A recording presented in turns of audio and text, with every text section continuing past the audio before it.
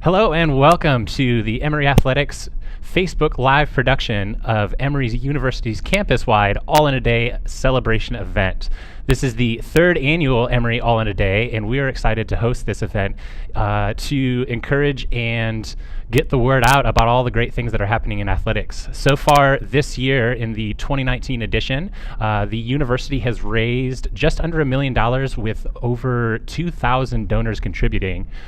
Here at Athletics, we're excited to have a great slate of student athletes and Emory coaches to interview and talk about the season and how things are going so far. And we're led off with none other than our newest coach of the varsity women's golf program. Coach Katie Future has been here since July. Before that, she came from James Madison University and was a 9-year professional on the LPGA Tour. Coach, how are you doing? Doing great. Really happy to be here. So thanks for having me. Absolutely. So as the newest program, it's obviously really exciting for the athletic department in general because, you know, those don't come around very often. And with your background as a former professional player and a coach at JMU, what drew you to Emory, and what have you been doing to sort of build up the program in the last 6 or 7 months in this sort of like transition year before you guys start playing formal competition in fall of 2019? Yeah, thanks, Jordan. Well, I think you hit it right on the head. There's not too many opportunities where you can build a program from scratch, and so certainly that was one of the many things that I really was drawn to about this position. And the academic excellence here at Emory is certainly something that is very important to myself, was important to my studies in school, so yeah, I think both of those things. Raising a new program from scratch, being able to bring in the players that I wanted to bring in, and just that pursuit of academic excellence here is something that really drew me to the position. For sure.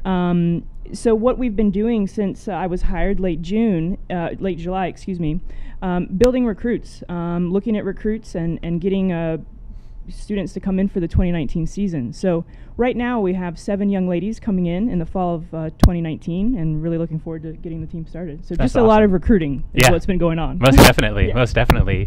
So in your past experience as a professional player, what are some of the skill sets that you really honed in on that you think have helped to better you as a coach now leading these young women? Yeah. I think, the one thing that's really unique about my past experience is certainly I've been in each one of my student athletes' shoes. Sure. I can relate to each one of them. I can relate to the sacrifices that student athletes have to make in terms of, doing really well in the classroom and doing really well on the golf course.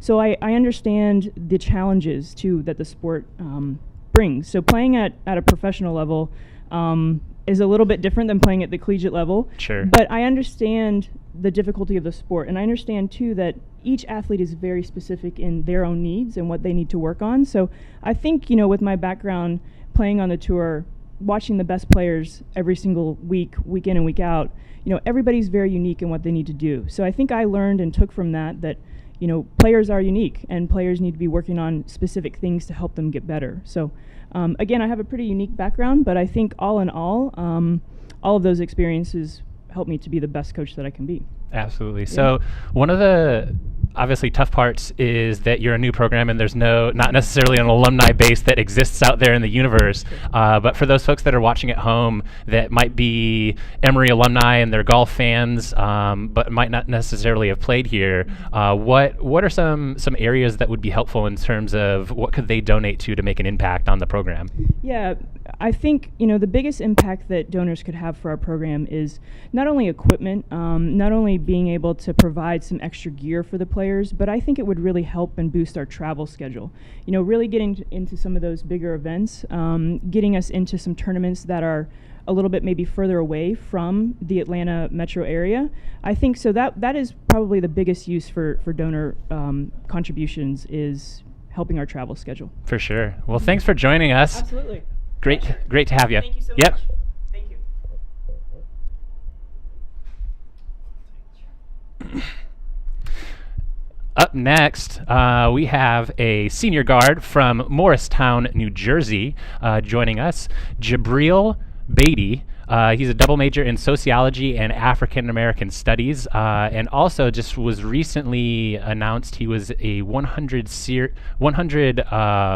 senior honorary, which is a distinguished award given to senior leaders on the campus, with the goal of hopefully those people then being leaders as they transition into alumni life post grad. So thank you for joining us. Thank you for having me. I'm really excited to be here. Yeah. It's a high-tech operation you guys got here. So far you guys are at the tail end of the season. You got 5 games remaining left in the regular season, correct? Yep, that's correct. And then a big game this weekend against Wash U. But right now, standing at the top of the UAA standings. Yes. And so that's going to position us pretty well, hopefully, for the postseason play, right? Definitely. And so in your experience thus far, you've had the opportunity to go to the postseason every single year that you've played? All 3 years so far, yep. Cool, man. So coming all the way from New Jersey in high school, what was one of the things that led you to come down to Emory and kind of find out about it? I mean, the weather's high. The weather's really high up on the list for sure. But I mean, definitely a renowned research institution. I mean, it was above all the schools I got into. I think that Emory's name held the most weight, so that was really important for me. Just making sure that I was going to get a degree that I was proud of, and then Coach Zimmerman sold me on the program as well, and I think that was also a big part of my decision. Being a part of a team where I would get to go to the postseason, 3 years in a row, and be a contributing member. And again, as a senior this year, having gone through the team for 4 years, describe a little bit what it's been like coming in as a freshman, but now developing as into a senior leader on the team, and what that role's been like. Oh, it's been great. And I've had great guys before me. Sure. That have definitely kind of vetted me and brought me into the role. But I mean, from like the middle of my junior year, I kind of knew that I'd be, me and my seniors would be inheriting the program from the guys before us, and I've had a great example to follow for sure. So really, it hasn't been anything.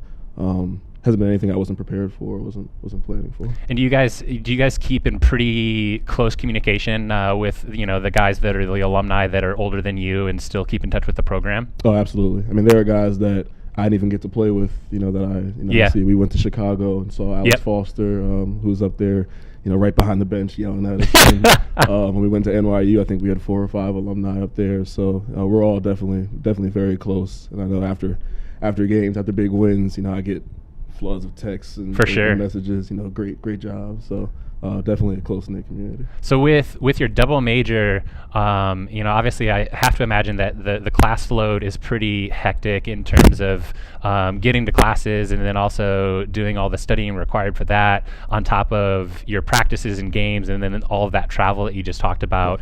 How do you manage it all? Like what are some of the key ingredients that you find to be successful in order to be able to pull all of that off? That's an excellent question. So coach is really instrumental, I think, in that regard. He's understanding that we're student athletes, and we're definitely here to get our degrees first. Sure. So I'd say a big part of it is just finding just little itty bitty minutes in the day where I can just grab a quick meal and keep going. It's a constant cycle for sure. Sleep's the best part of it. I gotta get my 8 hours, or else I can't function the next day. Hey, I feel that. So you'll be graduating then in May, correct? Yes, sir. So what's on the horizon after that for you? Yeah, so I'm hoping to go into education, initially teaching, and then eventually I want to get into administration. Okay. At the public school level or higher education? I'm thinking secondary. Okay, very cool. But yeah. Awesome. Well, thank you so much for joining us. We were happy to have you. Absolutely. Yeah. Thanks so much. Thanks, G.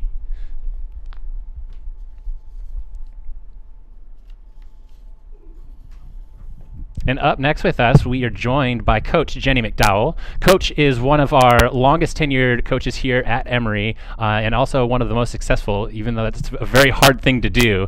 But in her years here, she's amassed over an 80% winning percentage career-wise here at Emory. On top of that, they have been to the postseason multiple times, have been to my notes say six NCAA Final Fours, and that includes 2 national titles. The most recent coming in November of this past year, which was obviously most exciting for everybody involved. Coach, how are you doing? I'm doing great. Awesome. So, again, looking back at all that success and building up the program over the long term, what are some of the ingredients that you put in as a coach to be able to sustain that sort of a success over that time frame? I think there's 2 points. First of all, recruiting young women of great character and integrity that are going to work extremely hard, both in the classroom and on the courts, and then always having a great staff. I mean, Sure. We've been very, very fortunate to have unbelievable assistant coaches, Brianna Jones right now, Jonna Braden right now, and we've been able to have volunteers. I mean, volunteers with a lot of experience. So it's really getting the right student athletes into the program and the right coaches that give it all they have for it.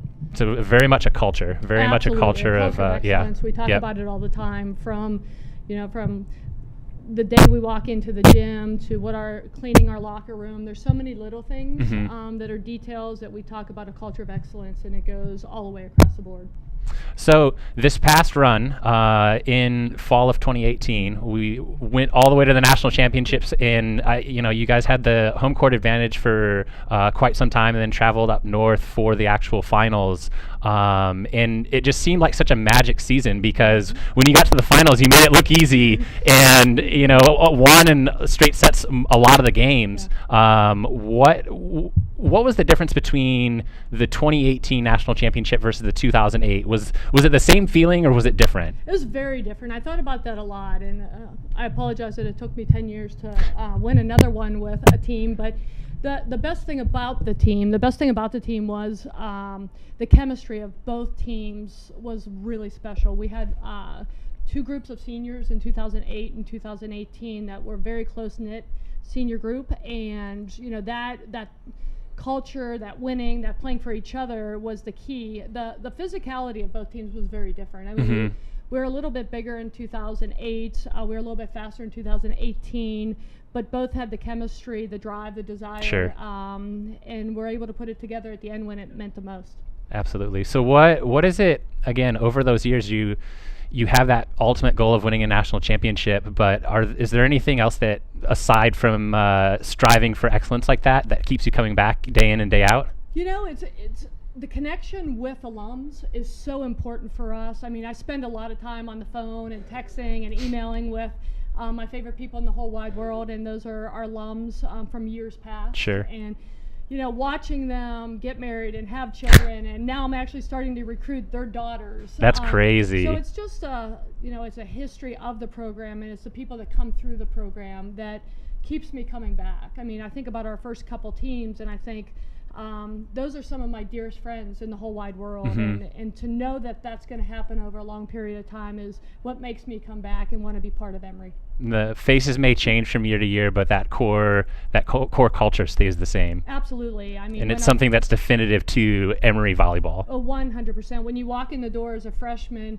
you know what's expected, because the upperclassmen that go before them share that with them, and then our alum all come back and share what their memories were like and how they built the program. So it is absolutely a culture. Sure. So again, Emory All in a Day is at its core a philanthropic event for alumni to stay invested with the university, but then ultimately give back to the university. If there's some alumni that are watching out there that they want to give back specifically to Emory volleyball, what sort of an impact would that gift make? Like what are some needs for Emory women's volleyball? It's huge. I mean, it's getting more and more competitive every single year. I mean, there's so many good teams. So that means the investment has to be there about getting on the road recruiting, and that takes dollars. And wanting to play the best competition in the country, because we have something called an East-West Challenge that we go out to California every other year. I mean, those are big ticket items, but it's what made our program great to begin with. Sure.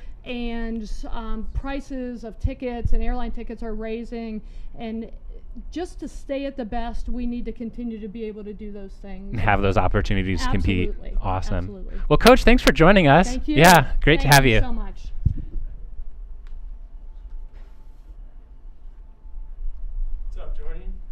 Hey, Matt. Next up is senior of the swimming and diving team, Matt Rogers. Matt is originally from Wheaton, Illinois, western suburbs of Chicago. He is a backstroke specialist, but then also gets into some of the freestyle as well for the relays and so forth. Matt is a Guazetta Business School BBA with a concentration in finance, and I understand you have a job lined up for after school already? I do, yeah. So last summer I was interning for an asset management firm in New York, and it went really well, and ended up accepting a return offer with them. So I'm going to be moving out there in July. But I'm working in their New York office. That's fantastic. And I'm actually moving out there with 3 other seniors on the swim team who are also working in various finance jobs in New York. So very cool. Yeah. Have you guys been looking at places in the boroughs and have it narrowed down yet? Yeah, a little bit. So last summer we lived in West Village. Okay. And we'll probably live somewhere in that area again, Midtown, Lower Manhattan. So it'll be a really cool kind of transition because I'm leaving my time at Emory. Sure. But I'm starting a new chapter with some of my best friends from school. So it'll be a great way to kind of transition into post-college. New York City is the center of the universe, is what I've been told. Yeah. I only visit, I don't live there, but center of the universe, so that should be fun. Yeah, I'm really excited. Very, very cool. So you guys are winding down the season here. We've got UAAs next week, and then only about a little over a month out from nationals.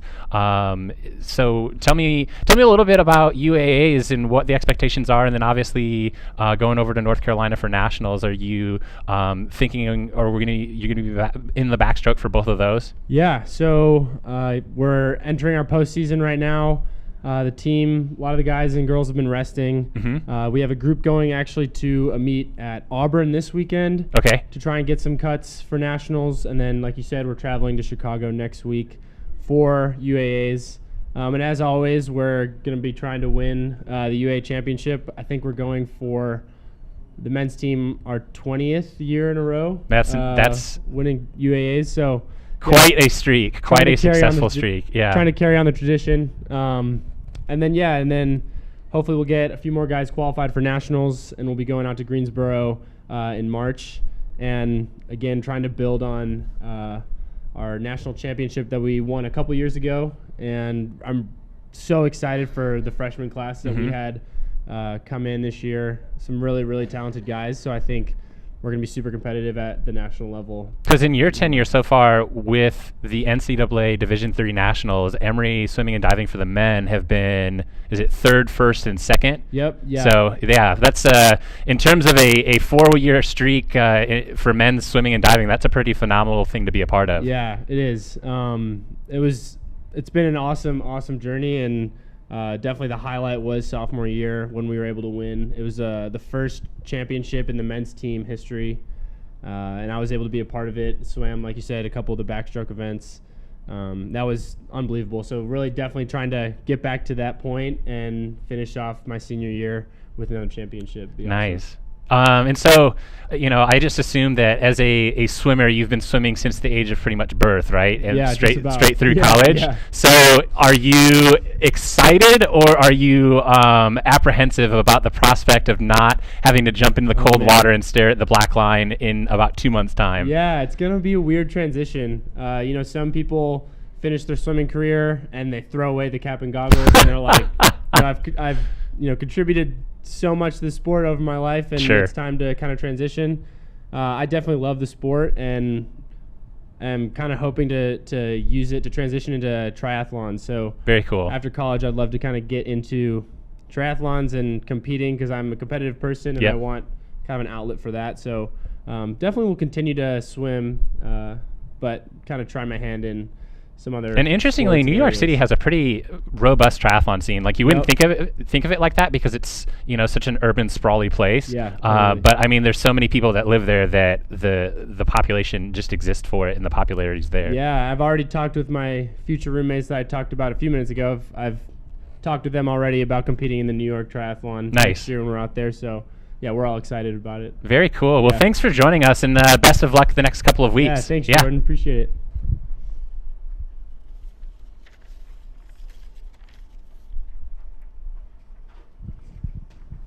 Awesome. And joining us up next is Coach Jason Zimmerman. Coach is in his 11th year? This is 12. 12, gosh, Yeah. my Getting numbers are old, wrong. Jordan. 12th year at the helm of Emory men's basketball. Before that, he was an assistant at Davidson and Evansville and is a fellow native Hoosier. I got a shout out to the Indiana home state. Coach is currently, you guys are right at the tail end of your season right now, so We're working on it. Got a couple weeks left, hopefully. So 5 games left. But at the moment, you're at the top of the UAA standings. Yeah, it should be a good weekend this weekend. We play Wash U tomorrow. Tomorrow night we're both 7-2, and with 5 games to play, there's still a lot of golf left, as they say, right? A lot of golf left out there, but we're excited about the opportunity and excited where we are in the standings right now, for sure. And so, obviously, the goal would be to finish out the season atop UAA, but then that would qualify Emory for postseason play, right? Yeah, that's our goal, right? Yeah. Going into every year to try to have a shot at winning a national championship, and to do that, you got to get into the NCAA tournament. Yep. And we've been fortunate enough the last 6 years to have that chance, and we're hoping if we can finish out here in the next 3 weeks, we have another shot at it this year as well. And then all it takes is just a good run of good games, right? Yeah, and I think we're continuing to get better, and if we continue to do that, we're going to have a shot, and hopefully we can run off a couple here before then and see what we can do. For sure. So, I think that it's pretty true with every sport and program here at Emory that you're always striving for that national championship, and having that goal up top is always really, really good. But elite programs aren't built on the goals alone. It really is kind of those activities day in and day out that drive the outcome of winning UAA or going to the postseason or winning a national championship. What are some of the things that Emory men's basketball does on a day in and day out basis to make itself successful? Yeah, I think we talk about our 3 objectives a lot. We talk about getting better every day, and it's cliche for coaches. We try to get better, but it's actually something you have to bring life to, right? We're going to get better in this drill, in this practice, in this meeting, in this film session, whatever it is. And if we're continuing to do that, we don't really talk about winning and losing, right? Sure. We're just And of course, every program is kind of like that. Then the second thing we try to do when our 3 objectives, we compete to win, right? If there's a scoreboard out there, Yep. They keep score for a reason. That is sports. That's sports right. at the end of the day. Yeah. And we're going to compete to win. We're going to compete to win every possession. We know we may not win every possession. We may not win every contest. But that's what we're here to do, is compete to win those possessions in those games. And the last thing we talk about is enjoying the journey, right? Like, sure. It's a journey that you get to go on for our student athletes for 4 years. I've been blessed enough to go on them for a little bit longer because I've been coaching, right? But to enjoy that journey, to enjoy when you get beat, enjoy working to find out what we have to do to get better. Right, enjoy that process of that journey of getting better, and the journey of being together with your teammates and representing Emory University the right way. And there's a lot of people out there that don't get to do that. Sure. And really enjoy competing at this level and for a great institution. Well, and again, look at the population of Emory, and then you look at our student athletes, and there's only 400 of them, roughly. And they're going above and beyond. I think that Emory, in and of itself, is a very difficult environment to be successful as a student on the academic side of things, and then they go above and beyond and put on all of this time on the practice and the traveling and the competition side of things. And I think that, to go back to your comment about just that culture and being in it and trying to get better every day, because they go through that tough road, and they choose that, post college, maybe not 1 year out, but they look back at it when they're 10 years out, 20 years out, they're like, man, I might have studied and done well on that test, but good God, Emory men's basketball made me a really good individual. Yeah, I think when you talk to our alums, they come back. I heard Jenny talking about, Coach McDowell talking about it, and G talking about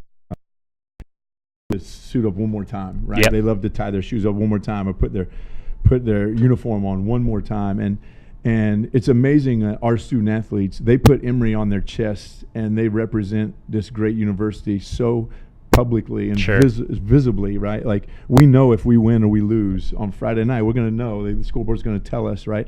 And they do our student athletes do such a good job of representing Emory University and the excellence that we strive to have. And there's something special about that. They take great pride in that. Sure.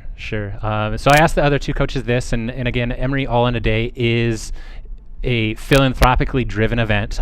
So the goal is for all of those viewers at home to hop online and go to allinaday.emory.edu and donate back to something you're passionate about. But if they wanted to support the basketball team, specifically the men's basketball team, what are some areas of impact that would that they could donate to directly that would be helpful for you guys? I think excellence takes resources, Sure. right? And excellence at Emory University, it takes resources, and whether that be the basketball endowment or the endowment of whatever sport it may be, not just men's basketball, giving our student athletes a little bit extra of, and the men's basketball part of it, we have 2 semesters of play, right? Our season goes, so we can't go on semester abroad study. Sure. So we like to take a foreign tour in the summer because they can't go overseas to on a semester abroad. So we try to take a foreign tour once every 3 years, those kind of things. I heard Jenny talking about flights, and not just flights to travel around the country and go to these great places to play, but we travel to New York City or to Boston for our league, and there's certain times, like, the flights are more expensive at these times, but that's the best for our student athletes to get back to study, to get their sleep, so you don't have to make 4 connections. And the UAA is such a diverse place too, and I mean that's one of the something that G had said is a kind of a fun part, because you get to go to New York City, you get to go to Boston, you get to go to Chicago, Cleveland, a few others. But from a coaching and management perspective, that makes it very difficult that it's all over the place. It's a challenge, but we're blessed to do that. Sure. Right? We're very blessed to be able to make those trips and do those things. Now, when we go to New York City, we don't want to get them Subway or McDonald's, right? We like to take them out to a nice meal, and because they are student athletes, and it goes back to the high performance aspect of it. We've been fortunate enough to have people who give back, who we're able to give them a little bit extra, take them to a nice restaurant in New York City or in Boston, or do those things. And I think that's all part of being excellence and treating and having a first-class program for our student athletes. Our alums that realize that when they come back, they've been very generous. And of course, in this all-in day, we might as well be generous today, right? That's a good idea. Awesome. Well, thanks for joining us, Coach. Absolutely. Yeah. Good luck on Sunday or Friday. You got a new job here. You got like interviewing. You got the headphone on. You look like a natural.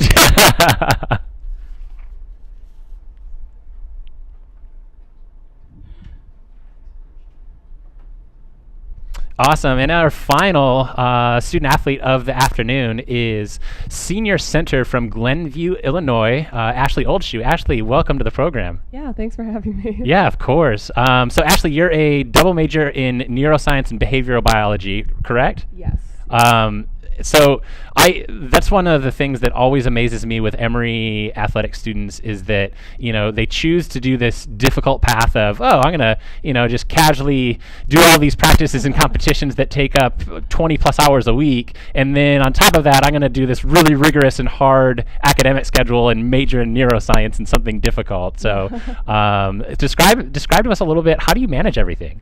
Yeah, I mean, it's definitely challenging, and I think probably any student athlete, sometimes we have recruits, and when I give tours, they always ask, like, how do you do time management? And really it's the same as you've been doing your whole life. You have school, you have practice, then you have to go home and do your work so you can get to bed on time. I think everything just kind of elevates itself definitely in college, and I think a lot of it is just on you in terms of a lot of the work you do for your sport is independently. A lot of your class work is independently, getting ready for your exams without, all the homework in between. And, you definitely need, more sleep. You really need to take care of your body, especially when you're in season. So it's definitely challenging, but you get the hang of it. Yeah, absolutely. So you grew up in the Chicago suburbs.